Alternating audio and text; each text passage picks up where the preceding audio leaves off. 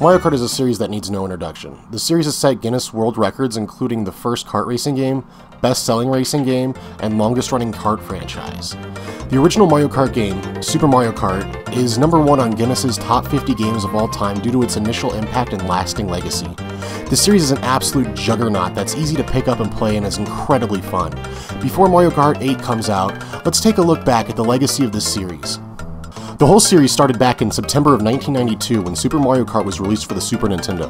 While Nintendo had published some racing titles up until this point, this was actually only the second racing game that was developed by Nintendo, the first one being F-Zero. Both games utilize heavy use of Mode 7, which is a texture mapping system on the SNES which could be rotated and scaled freely to allow for some 3D-like effects in 2D games. Super Mario Kart established the entire kart racing genre of racing games. When I first saw the game on the shelf at a rental place, I had no idea what to expect, but I knew I had to play it. The game was outstanding, there were plenty of tracks, modes, characters, and the gameplay was fantastic.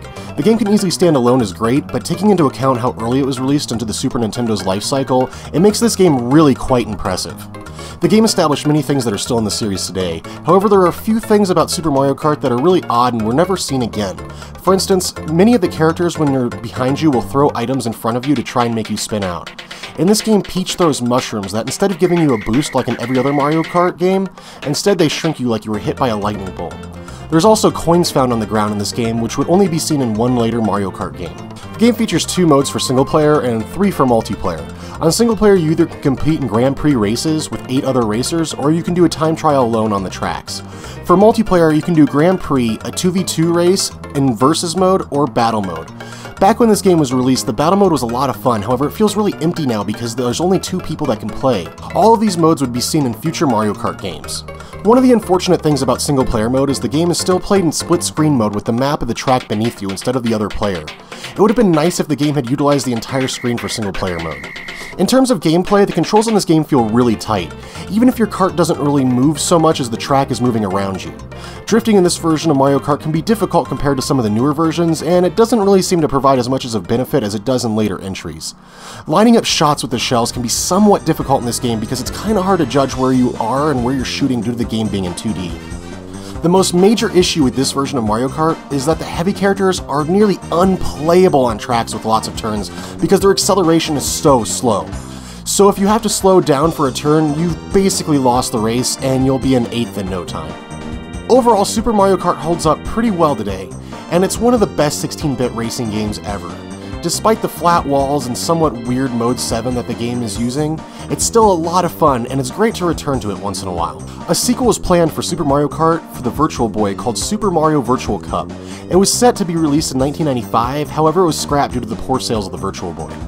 5 years later, in 1997, a sequel to Super Mario Kart was released, Super Mario Kart 64. This entry to the series marks Mario Kart's move to 3D and often is fondly remembered by many as the best entry to the Mario Kart series. However, I think of all the titles, this one might be one of the worst due to its vague camera system. Mario Kart 64, while technically 3D, this really only applies to the environments. The game still has characters from the game being composed of pre-rendered sprites a la Donkey Kong Country. Aside from making the sprite look drastically worse than the environments, there are some major issues with the animation in the sprites and the way the camera reacts due to turning. When turning your kart right or left, the camera quickly swings in that direction. However, the kart will look like it's moving further in that direction than the camera is. It gives the feeling that you're turning more in the direction than you actually are, and it keeps you from seeing what's up ahead. Due to the pre-rendering of sprites, the camera never really stays completely behind the kart, making it really vague as to where you are on the track sometimes. While playing this game, I had moments where I questioned if my sprite was actually representing where the game thought I was on the track. Other than my huge issues with how the camera works in this title, it's not really all that bad. It has some of the most memorable tracks in the series, despite looking somewhat empty compared to later Mario Kart titles. Mario Kart 64 introduced many staples into the series, including the ability to hold 3 mushrooms or shells, as well as 4-player gameplay. The 4-player gameplay is what really made this game stand out when it was released. The N64 was a local multiplayer powerhouse, and Mario Kart 64 really contributed to that reputation. Overall, Mario Kart 64 was a fantastic racing title at the time, however it has issues due to its sloppy camera and sprites when playing it today. Shortly after the Game Boy Advance was released, a Mario Kart game followed it a few months later called Mario Kart Super Circuit. This was the first Mario Kart game that was not developed by Nintendo EAD, but was rather developed by another internal studio called Intelligent Systems. Intelligent Systems was best known for their early Metroid games, Fire Emblem, as well as the Puzzle League games. Super Circuit feels like it was heavily influenced by the worst parts of Mario Kart 64, and it features some of the same camera angle issues that Mario Kart 64 had. In this one, the camera really doesn't move unless you do a jump. Every time you do a turn, the camera seems to lag several seconds behind the kart, which is really detrimental to the gameplay. The races in this game are extremely designed for a mobile console because most of the races can be completed in under 2 minutes without any problem. Graphically, the game is a small step up from the SNES version, looking only slightly better than its 16-bit counterpart. The power-up blocks are not flat anymore, which is nice, and all the walls of the levels are still flat. This version of the game really didn't add that much to the series other than having the series debut on a portable platform. It's cool being able to play Mario Kart while you're out and about, but this entry to the series just feels so watered down compared to the previous two versions with its incredibly short races. Due to the controls being based on the N64 version, this game handles horribly and is easily the worst of all the Mario Kart games. 2 years after the Game Boy Advance Mario Kart Double Dash was released, which would be the series' biggest departure from what the series has been known for. Double Dash is often considered by many to be the least liked in the series, however, it's the one I have the most experience with, and I really like it. The game vastly differs from older entries because it has 2 characters on a kart at a time, and it gives you the option to choose which kart you'd like to drive on each race. This is a cool feature because it allows you to pick up 2 items at a time and hold 2 items at once. Double Dash also gave every character in the game a special move. For instance, Mario shoots 5 fireballs in front of him, and Bowser launches a giant green shell. This adds a bit of strategy to who you choose to race with, other than just the weight class that they would fall in. The other major difference between this Mario Kart game and older ones, or even the newer ones, is that it removes the ability to jump. Instead, when hitting a shoulder button, you'll go right into a slide. This can be somewhat difficult to initiate with the results you want, but once you get the hang of it, you can drift all day in this game. This game also featured some of the strangest multiplayer of anything seen in the series. Because there's 2 characters on the kart, you can set it so each player controls one of the characters. The one on the back controls the attacks and buffs from the power-ups, while the one on the front drives. Double Dash has some of the best tracks in the entire series, with most of them being full of obstacles, turns, and great scenery.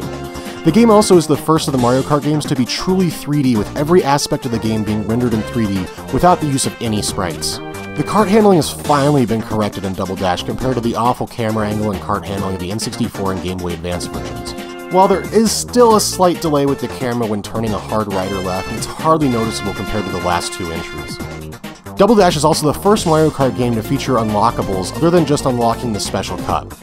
You're able to unlock new characters, karts, as well as a mirror mode, which is way harder than the 150cc difficulty. Overall, Double Dash is a great entry to the Mario Kart series with many unique features that are limited to this game only. It offers better controls, tracks, and more strategy than any of the previous games. It was probably my most played GameCube game, and I would highly recommend it for any GameCube collection. 2 years after Double Dash was released, Nintendo released a DS version of Mario Kart. The game was the first to feature 2 screens, retro tracks as well as new tracks, drafting, and online multiplayer. I feel like this Mario Kart game really marks the line between modern and retro Mario Kart games. Mario Kart DS brought back the single kart driver setup that was seen in all the games prior to Dash. You're also able to jump and drift again. Without a doubt, Mario Kart DS has the tightest controls of any of the games we've talked about so far. Thanks to the extremely responsive controls and massively improved camera, the gameplay on this Mario Kart game is wonderful. One of the best things about this version is not only does it play great, it's also a portable game, so you can play it anywhere. The addition of retro track circuits adds a lot to this game, allowing older tracks like the Super Nintendo tracks to be realized in 3D. Drafting was also a nice feature they added. Whenever you tail someone in another kart for a certain amount of time, it'll give you a speed boost. Mario Kart DS's only real con is that the graphics look really pixely, but this is kinda common for Nintendo DS's low-resolution screen, so it can be easily overlooked. Overall, Mario Kart DS is one of the best games in the Mario Kart series, and the deal is even sweeter because it's portable. The features this game implemented added a lot to the Mario Kart series and helped push the series into the modern generation of gaming. 3 years after Mario Kart DS was released, Nintendo released a version for the Nintendo Wii. It carried over many features from Mario Kart DS, including retro tracks and drafting. There were numerous new power-ups added to this game, as well as a ton of unlockables and characters. This was also the first Mario Kart game to feature motorcycles as well as karts, which tended to handle a little bit better than the karts did. Mario Kart Wii finally solved the problem of having heavy racers feel useless due to their slow acceleration by including a few karts and motorcycles that heavy racers could use that were actually fast and had good handling. The kart handling on Mario Kart Wii is hands down the best in the series, at least if you use the game controller it is. The motion controls in this game are adequate, however, I really prefer playing with a controller because it feels way more tight and natural to me. This was also the first Mario Kart game to add single-player battle mode, where you could just fight the AI, which is pretty cool if you want to play battle mode alone. The arenas for the battle mode are also way more complex and interesting than anything we've seen before, with shifting environments and obstacles. The tracks in Mario Kart Wii are extremely unique. Some of the levels will have you bouncing on mushrooms, while other tracks will have the track change slightly each lap. Each of the new levels feels extremely different from one another, and for the most part, they're all tons of fun. The game also features retro tracks from the previous Mario Kart games, including Mario Kart DS. One of the more major gripes I have with Mario Kart Wii is the voice acting they used for Donkey Kong. He sounds just awful. Another major problem with this game is the frequency of blue shells. There always seems to be 3 to 4 each race, a lot of times it ends up screwing you over right when you're about to finish in first place, especially on the higher difficulties like 150cc and mirror mode. These shells appearing so often make the game incredibly frustrating when you're trying to get a gold on each circuit. I realize they were put in there to balance the game, but they appear way too frequently and almost unbalance the game because of it. Overall, Mario Kart Wii is probably the best of all the Mario Kart games. It offers different ways to play by allowing the use of motion controls or a controller, and it features many of the retro levels from previous games. It has the best handling and the most features. When capturing footage for this video after I got what I needed, I sat down and played the game for almost 7 more hours remembering how fun it was. Honestly, I think this game might be the best game on the Wii. In 2011, Mario Kart 7 was released for the Nintendo 3DS, but I don't own one. But I can assume it's pretty good since it's a Mario Kart game. On May 30th, 2014, Mario Kart 8 will be released for the Wii U, finally taking the series into HD, and it looks pretty awesome. I don't know if the game will be the thing that saves the Wii U, but it should be fun for whoever owns one.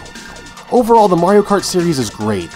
Each new entry added its own unique flavor to the series, and for the most part, all the games are really good. The version for the Wii plays the best, and the Game Boy Advance version is probably the worst of the bunch. Hopefully you enjoyed taking a look with me at most of the Mario Kart series, and thanks for watching!